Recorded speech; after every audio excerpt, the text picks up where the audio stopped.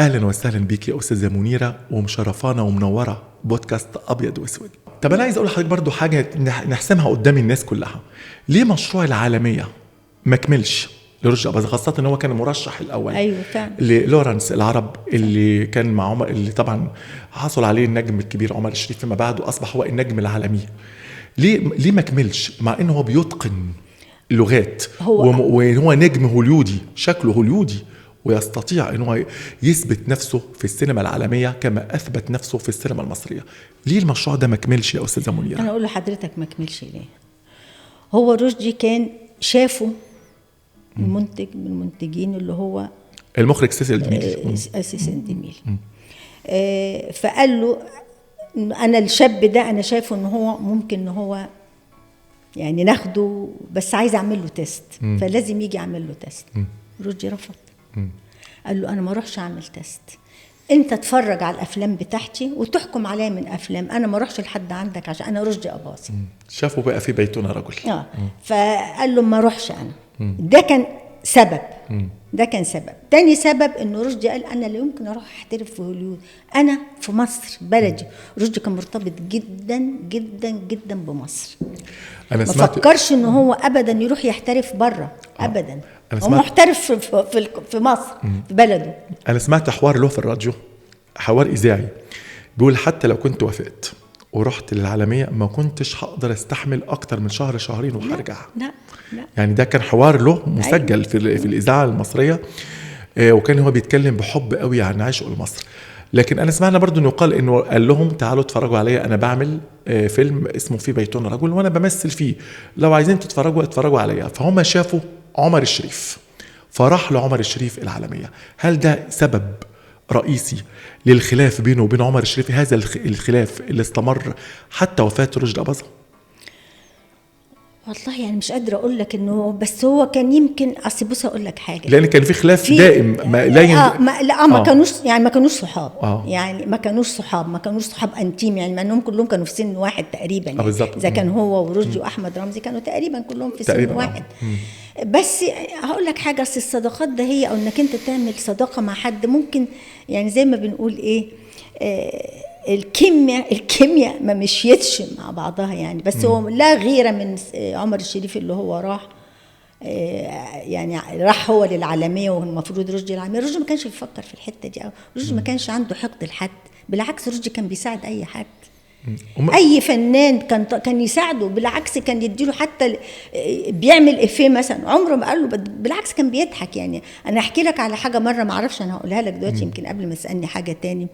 كان في فيلم كان طالع فيه اللي هو كان عنده ولاد كتير، وسمير غانم دكتور، عالم عيال عالم عيال. يعني هو نفسه حكى لنا رشدي بيقول انا لما عمل الافيه سمير غانم انا بقيت فرحان وبضحك انه كل منه الحته دي لما دخل ولقى العيال، وبعدين قال له جبتهم امتى وخلفتهم امتى. يعني كان يدي، بالعكس كان يدي الفرصه للفنانين. تعرف المشهد ده يا استاذه منيره؟ مشهد رهيب، المشهد ده فظيع، كل ما يعاد. ده مشهد ريلز على الفيسبوك بطريقه كبيره جدا. بس مين اللي شده؟ سمير غانم من رشدي أباظة. يعني كانت كل الناس بتبص على الإفيه اللي عمله سمير غانم. أنا شخصيا رشدي أخويا، أنا بصيت للإفيه اللي عمله سمير غانم بقيت أضحك، يعني نسيت وقت رشدي نفسه كان مبسوط جدا بالإفيه اللي عمله. بيقول لك خلص ده، بيقول لك رشدي قعد في الأرض من الضحك، وقال له إيه سمير اللي أنت عملته ده؟ فلا رشدي بالعكس، لا كان يحب قوي قوي يدي الفرص للناس.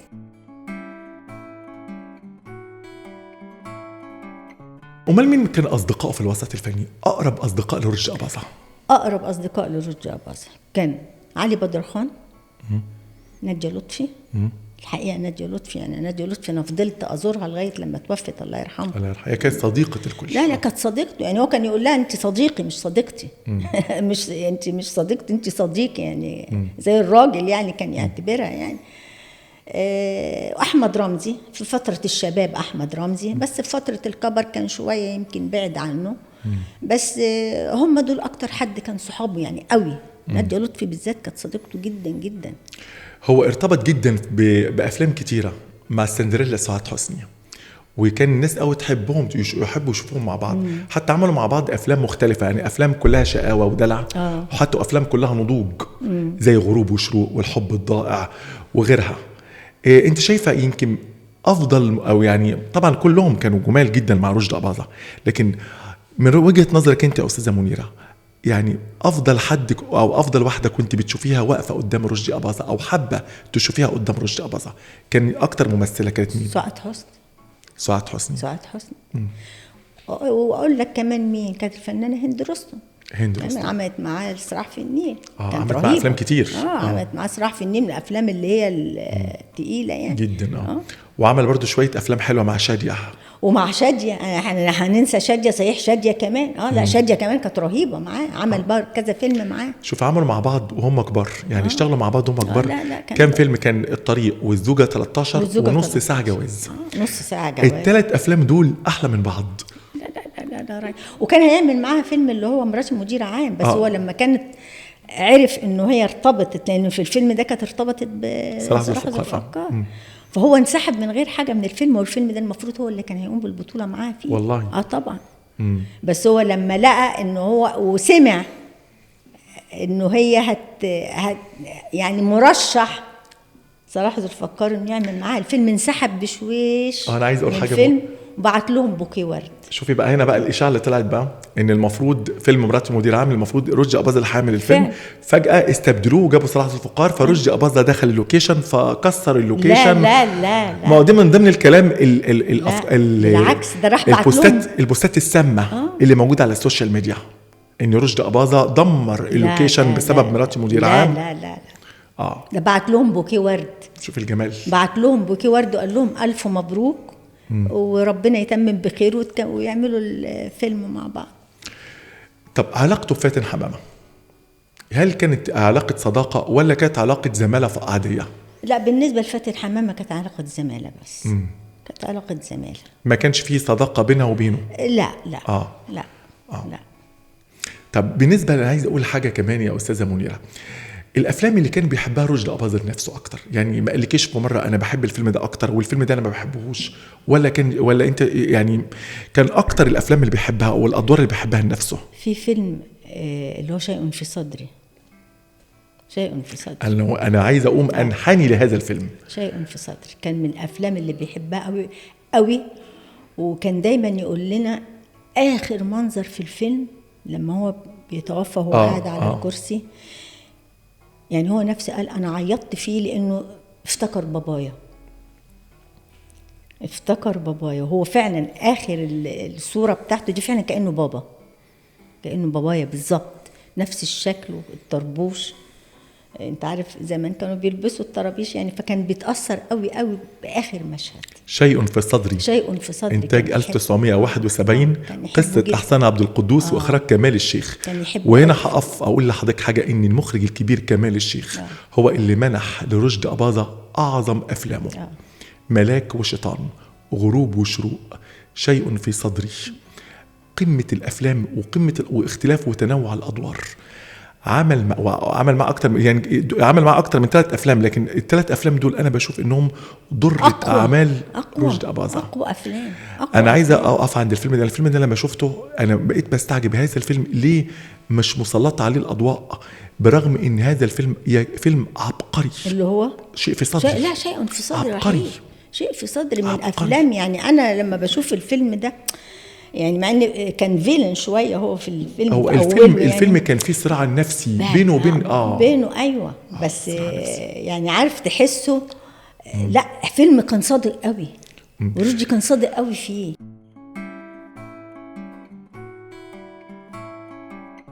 طب الافلام اللي كانش بيحبها ولا ما كانش لا والله يعني ما اتكلمش معانا عمره على فيلم عمله ما حبوش. يمكن اللي مش ما حبوهوش يعني ما كانش لذيذ قوي، اللي هو ريتشارد قلب الاسد. عاشور قلب الاسد. سوري عاشور قلب الاسد، يعني ده يمكن من الافلام اللي يعني ما كانش هو عمل شويه افلام ادوار كده خفيفه مع اسماعيل ياسين وعبد السلام النابلسي. دي كانت ادوار في بداياته كده. في بداياته. بس هي اتاخرت نجوميته، هي نجوميته اتاخرت، وفضل 10 سنين يعمل ادوار تانية بالظبط. لغايه ما ظهر في الرجل الثاني وامراه في الطريق وفي الصراع في النيل وصراع يعني تمام. لا فيلم. اكتر الاشاعات اللي بتسمعيها عن رشدي أباظة وبتزعجك، يعني الاشاعات سخيفه قوي ومزعجه سمعتيها عن رشدي أباظة، ايه هي الاشاعات دي يا استاذه منيره؟ بص، في اشاعات كتيره، يعني في زي اشاعات ممكن اقول لك عليها وفي قولي. اشاعات ممكن ما اقولكش عليها. طب قولي لنا الاشاعات اللي ممكن تقولي لنا اللي ممكن عليها. اقول لك عليها مثلا يقولوا لك مثلا ايه ده القبر كل قبر يدخل فيه يطلع منه عيب، يعني عيب. عيب جدا. كمان انت كمان بتدخل في ربنا شخصيا. هل انت بتعلم رشدي أباظة ده يمكن يكون اقرب من اي حد لربنا؟ اكيد اقرب من اي حد لربنا. اكيد. فدي طبعا الحاجات دي بتضايقني جدا جدا. يقول لك اصل نقلوه من كذا مدفن ودوه مدفن. هو انا سمعت انه فعلا تغير المدفن بتاعه فعلا من نسبه هي السمان. مره واحده، لانه هو رشدي كان باني مدفن في سقاره. فعلا باني مدفن في سقاره. بعد ما احنا دفناه في سقاره، يعني لما توفى دفناه في المدفن بتاعه اللي هو كان مشتريه. فجي بعد كده ليه ارض في اول طريق مصر اسكندريه الصحراوي، الارض بتاعته. فمامة رشدي بنت مسجد هناك وعملت مدفن هناك. هو المره الوحيده اللي نقل منه رشدي، وكان طبعا بموافقه. الموافقه مش سهل انك انت تاخد من مدفن وتحطه في مدفن تاني، يعني لازم تاخد موافقات كتيره جدا من الازهر ومن لغايه لما عرفت تبني مدفن هناك في الارض بتاعته. وخدت الموافقات كلها، يعني مش يعني قبر رشدي أباظة موجود فين دلوقتي؟ دلوقتي رشدي مدفون في الارض بتاعته اللي هي في اول طريق مصر اسكندريه الصحراوي. اما المدفن بتاع سقاره اتدفنت فيه بنته الله يرحمها اسمت، اتدفنت فيه مامته، واتدفنت فيه مامة اسمت اللي هي باربرا. لانه كانت هنا في القاهره وتعبت جدا جدا عند اسمت وتوفت هنا في القاهره. هي عايشه بره في أمريكا. هو كان في مسجد بناه رشدي أباظة فعلا، هو المسجد مازال مبني. يعني رشدي أباظة بنى مسجد فعلا قبل ما يموت فعلا. الله. مسجد مبني في الارض بتاعته، ده بناه هناك. عملنا له بقى بعد كده المدفن جنب، مش في المسجد نفسه، جنب المدفن. طبعا اشاعه سخيفه جدا، الاشاعات اللي يقول لك فعلا عيب والله. انا يعني بقول للناس اللي بيعمل كده او اللي بيقول كلام عن رشدي من غير ما يعرف، عيب.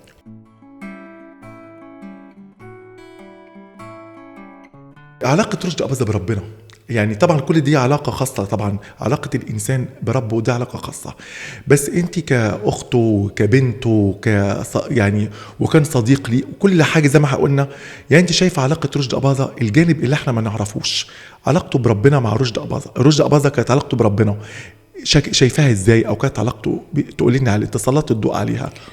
اولا رشدي كان قريب جدا جدا من ربنا، كان يخاف جدا جدا من ربنا. وكان بيقول لك ما بيصليش، لا كان بيصلي، بيفوتوش فرد. وكان المصحف في ايديه على طول ويقرا على طول في المصحف في الوقت اللي هو ما عندوش تصوير ولا عنده قرايه سيناريو ولا عنده اي حاجه. والله قريب من ربنا بانه بيعطف على الفقراء وحاسس بالفقراء اكتر ما اي حد بيحس فيهم. قريب من ربنا ان كان لحد هذه اللحظه الناس اللي رشدي كان بيطلع لهم يعني اللي فيه النصيب، ما زلنا احنا لحد دلوقتي عارفين البيوت ده هي والبيوت دي ما زالت تحت، يعني احنا بنعمل الكلام يعني ده. لسه الى الان صدقه جاريه. ايوه طبعا بتقدموها له. ايوه طبعا من أيوة لرشدي أباظة، لرشدي أباظة للناس للاسر اللي كان بيعوا لهم. ايوه طبعا، برغم مرور حوالي اكتر من 45 سنه أيوة على طبعاً. وفاته. دي صدقه ما بتقفش والله. ودي كانت وصيته يا استاذه منيره، وصيته بانه يا جماعه الناس ده يعني شوف من حبه في الناس دي وكلامه على الناس دي ما كناش حتى محتاجين لتوصيه. ما الواحد بيروح ومش حاسس بالدنيا اللي ليه، هو اللي بيعمل كده، بيعمل الصدقه الجاريه، بيعمل الناس اللي هو كان بيعطف عليهم بنعطف عليهم، ما زلنا على اتصال بيهم. ما اتقطعتش صلاتنا بالناس دي كلها. الله. فرشدي كان خير جدا لعلمك، يعني رشدي كان خير جدا جدا. الجانب ده للاسف لا يذكر ابدا، دايما يذكر عنه يا استاذه منيره علاقاته وزيجاته وشربه وحاجات من دي، مع اني انا بشوف ان يعني كل واحد حر في حياته وكل واحد هو يعني كلنا قدام ربنا. طب عايز اقول لحضرتك حاجه، زيجاته هو اتجوز 4 هو مش الشريعة بتقول في 4 يتجوزهم؟ جوز مش في مصر في كتير جدا جدا متجوزين 2 و3 و4. وطالما زواج بدأ ينزج على سنة الله ورسوله. تمام. والشرع بيقول اتجوز 4، يبقى هو ما عملش حاجة الغلط. اتجوز 4 فعلا. يعني هو اتجوز 4. ده انت عارف انا اقول لك بس ما كانوش على كلهم في وقت واحد يعني. ده على سر زيجاته في ده المسلسلات والافلام بتتعمل على الحاج متولي والحاج مش عارفه ايه اللي اتجوز 4 وقعدهم. لا، ما كانش بيقعدهم مع بعض، كل واحده لوحدها. ده انا عايز افكرك برضو يا استاذه منيره بحاجه. كانت الاعلاميه الكبيره استاذه منى الحسيني كان في برنامج اسمه حوار صريح جدا، استضافت في عام واحد يعني الفنانه تحية كاريوكا، وقالت لها اتجوزت 13 زواج، يعني احب ازواجك رشدي أباظة. في حلقه تانية استضافت الفنانه الكبيره صباح، تزوجت تقريبا 7 أو 9 زيجات مثلا، وقالت والاستاذه منى بتقول لها طب احب ازواجك رشدي أباظة. فقالت لها هو انا كل ما اسال سالت تحية رشدي أباظة، سالت صباح ايه سر رشدي أباظة، ايه سر جاذبيه رشدي أباظة؟ صباح ردت وقالت رد جميل قوي، كان بيعرف يحتوي المراه. بالظبط وده اللي انا كنت هقوله لك. يحتوي المراه ويحترم المراه. كان رشدي يحترم المراه. يعني رشدي لما يكون في اي مكان قاعد، في اي حته قاعد، ودخلت سيده مثلا كان يقوم لها، او ما يقعدش على الكرسي غير لما السيده دي تقعد على الكرسي. يعني عرفت ازاي؟ يعني كان يعني مش عارفه اقول لك ايه جنتلمان. جنتلمان اللي هي مش متوفره قوي دلوقتي. جنتلمان فعلا. يمكن مش متوفره قوي دلوقتي.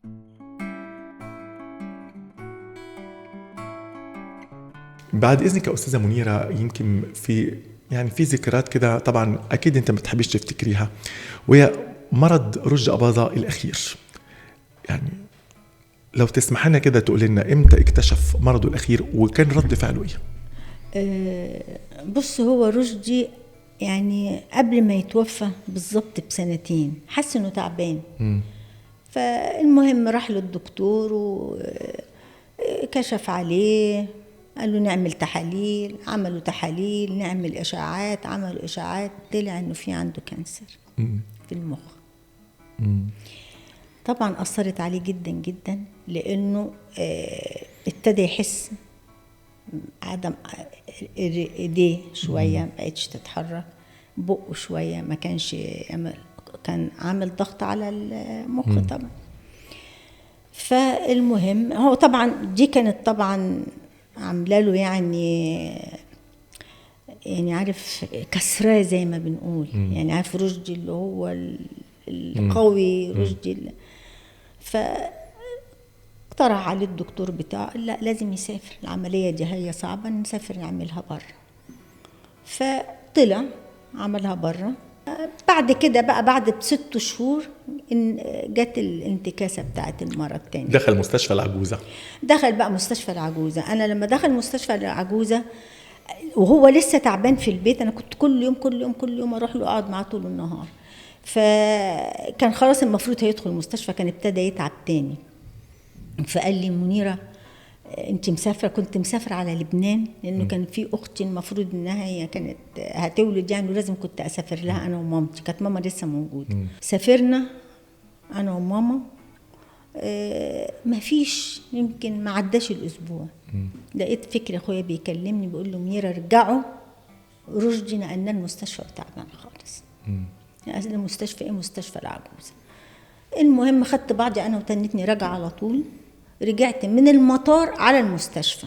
كان حبيبي هو في الانتنسيف كير، كان بيروح بقى في غيبوبه ويرجع. فاول ما دخلت عليه قلت له ابي رشدي حبيبي انا منيره، انا جيت اهو. مسك يا حبيبي في ايديا كده هو، وبصيت لقيته بيقول لي استني يا فلان ينده للممرضين والممرضات اللي حواليه كلهم، قال لهم تعالوا، انا مش بقول لكم اختي منيره هجت اهي، دي منيره اللي انا عماله احكي لكم عليها وحياه ربنا اقسم الله بالله. يرحمه. يعني عارف وراح في غيبوبه. هو يعني عارف زي ما يكون ايه صحي على ابي رشدي انا منيره انا جيت. وسمعت انه كان عمل شيك على بياض لطقم التمريض، وعمل شيك على بياض اداه لفكري اخويا على اساس ان هو يراضي كل اللي كانوا الاستاف اللي كان حواليه كله. المستشفى انا سمعت ان المستشفى كلها كانت بتبكي على رشدي أباظة. ياه كانت مقلوبه، يعني كان كل مستشفى بالدكاتره دول مقيمين تقريبا في الانتنسيف كير حبا في رشدي أباظة. حبا في رشدي أباظة. وكمان رفض علاج الدولة، على نفقة الدولة، وقال أنا بتعالج على نفقة جمهوري، لأن جمهوري هو اللي أعطاني الفلوس من فرجته على أفلامي اللي بتعالج بيها دلوقتي. بالظبط فعلا قال الكلمة دي ومرضيش يطلع على وتبرع بالفلوس دي يا أستاذة منيرة. ده مقال موجود، ده حوار صحفي منشور له في الجرائد، وتبرع بمبلغ العلاج على نفقة لجمعية النور والأمل كمان. بالظبط. الله، هو كان إنسان في كل شيء. لا رشدي كان إنسان أوي. خبر وفاته بقى يا أستاذة منيرة، أنت كنت معاه في المستشفى لو كنت في البيت بقى؟ أنا بالليل روحت، ما لسه جاية من المطار، فروحت على أساس إن أنا كان وقت اتأخر بقى قوي. ففكري كان قاعد معاه، فكري أخويا ومدام نادية لطفي وعلي بدرخان كلهم قاعدين معاه. قلت لهم فكري هروح بس أغير وآجي إن شاء الله، هاجي حتى الساعة 1 الساعة 2. روحت ما قعدتش يمكن نص ساعة في البيت، يعني بلبس عشان أنزل أروح لهم تاني. جالنا تليفون إنه توفى. يعني يا دوبك أنا لحقته، يعني يا دوبك فق عليا 5 دقايق. طبعا 27 يوليو 1980 تاريخ لا ينسى. مصر والوطن العربي كله كان حزين على رشدي أباظة، وكانت جنازته شعبية مهيبة. كل جموع الشعب والجمهور ومشى ورا جنازة رشدي أباظة. رشدي أباظة يعني طبعا أنا مش عايزك تزعلي يا أستاذة منيرة، وأنا شايف في عينيك يعني بداية الدموع، وأنا يعني أنا أتمنى طبعا إحنا كلنا بنحب رشدي أباظة، ورشدي أباظة يعني نبكي عليه العمر كله، هذا الفنان والإنسان كمان. الله يرحمه. طيب رشدي أباظة في شايفة حضرتك إنه نال حقه من التكريم؟ أقول لك للأسف لا ما نالش حقه من التكريم.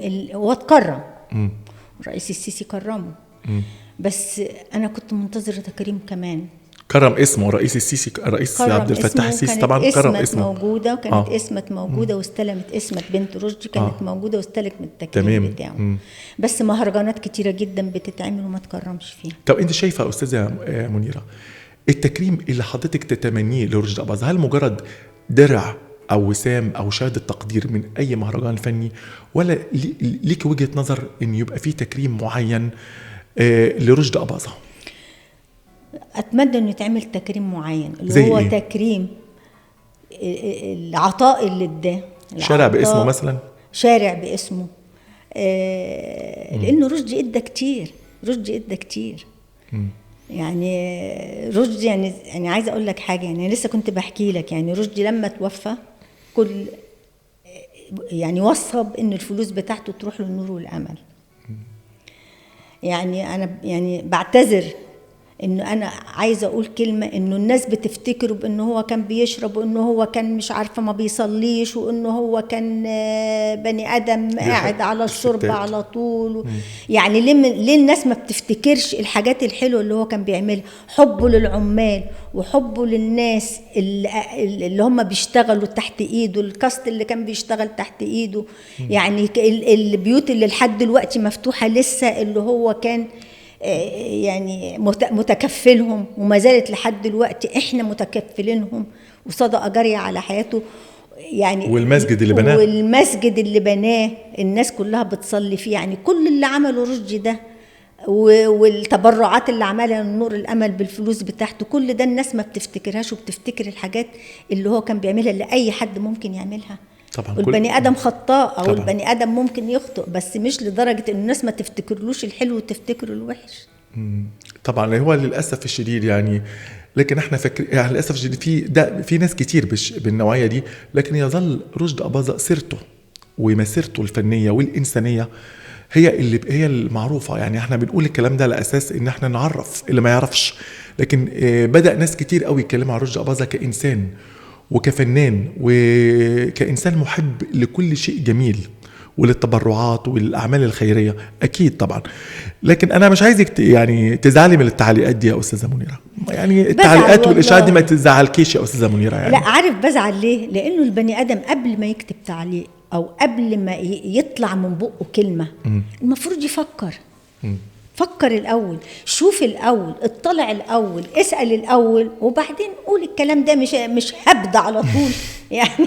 لا، ويظل رشدي أباظة هو الفنان النجم الكبير. حتى ان يعني شوف حضرتك، احنا بنتكلم على انه كان في اواخر ايامه كان غزير الانتاج، وكان بيمثل افلام كتير جدا، وظل نجم حتى نهايه. يعني حتى اخر افلامه الاقوياء اسمه في الصداره، برغم ان كان في بدأ النجوم كتير تطلع معاه زي محمود ياسين، نور الشريف، حسين فهمي، عادل امام، محمود عبد العزيز، كل دول ظهروا، واحمد زكي اشتغل مع كل دول، وكل دول كان ويظل اسمه هو في المقدمه حتى اخر يوم في عمره. النجوميه دي يعني يظل نجم جذاب وما زال للجمهور. يعني بيتمثل باسمه، يعني حتى في الافلام. وانا بفرح لما بيقولوا يا عم انت فاكر نفسك رشدي أباظة يا عم. دي يعني بتحسسك انه لا، ده حتى الفنانين اللي موجودين دلوقتي حاسين بيه وعارفين ان هو كان قامه وقيمه يعني. ما كانش شوفي عمل كل الادوار عملها. الشرير، الطيب، الرومانسي، الفلاح، الصعيدي، كل حاجه. لكن في دور كان نفسه يعمله وما عملوش يا استاذه منيره. لا، انا عايزه اقول لك الدور اللي هو كان نفسه يعمله، اللي هو يعمل راهب. ايوه في صور نزلت فعلا صور بلبس الراهب، وكان نفسه قوي يعمل فيلم كده. ايوه صح، بس لظروف معينه يعني ما تمش ظروف والله معينة. انا شفت صور زي دي كتير قوي ليه وهو لابس فعلا. لبس راهب فعلا. ايوه كان هيختلف تماما، لان رشدي أباظة كانت حاجه جديده خالص يعني. او مع ان هند رستم، الفنانه هند رستم، عملت فيلم اسمه الراهبه. فعلا. أيوة. هو يبدو ممكن، بس يعني رشدي أباظة هو كان يستطيع يلعب كل الادوار وبمنتهى البراعه فعلا، لانه جسد كل الادوار.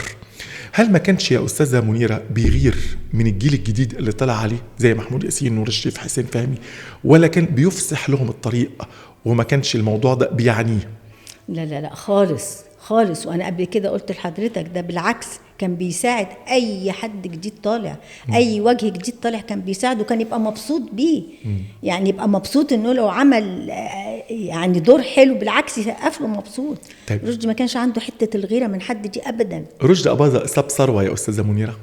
ماله؟ ساب ثروه، ترك ثروه؟ لا الحمد لله يا مسطوره، بس ما سابش ثروه يعني اموال طائله يعني.